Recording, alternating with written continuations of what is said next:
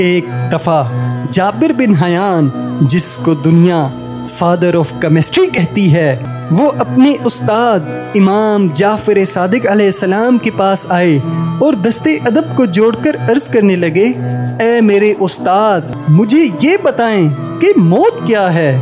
بس یہ کہنا تھا تو امام جعفر صادق نے فرمایا، اے شخص، تیرے وجود میں اتنی سمجھ نہیں کہ تو اللہ کے اس راز کو سمجھ سکے۔ تو جابر بن حیان نے کہا، اے نواسہ رسول، جتنی میری سمجھ ہے اس حساب سے مجھ پہ سمجھائیں کہ موت کیا ہے۔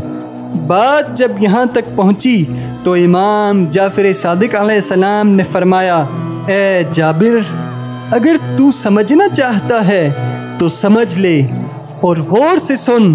جب تم اپنی ماں کے پیٹ میں تھا تو ایک تاریک پردے میں رہتا تھا، ایک چھوٹی سی دنیا میں رہتا تھا، لیکن اس وقت یہ تاریک دنیا تمہارے لیے سب کچھ تھی۔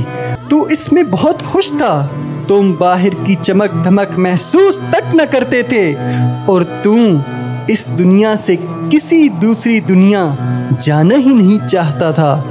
یہی سبب ہے کہ جب تو ماں کے پیٹ سے باہر آیا تو رونے لگا، تو اس وقت یہ سمجھ رہا تھا کہ میں شاید مر رہا ہوں، ختم ہو رہا ہوں، لیکن اس دنیا والے خوشیاں منا رہے تھے کہ تو پیدا ہوا۔ اے جابر، ایسا ہی ہوگا، جب تم یہ دنیا چھوڑو گے تو لوگ روئیں گے۔ جابر مر گیا، لیکن اس کے بعد تمہارا اگلا جہان شروع ہوگا، وہاں کے لوگ خوش ہوں گے کہ جابر آج پیدا ہوا ہے۔ اے جابر، جسے دنیا پیدائش کہتی ہے، اصل میں وہ موت ہے، اور جسے دنیا موت سمجھتی ہے وہ پیدائش۔ یاد رکھنا، جتنا فرق شکم مادر اور اس جہاں میں ہے، اتنا فرق اس جہاں اور اگلے جہاں میں ہے۔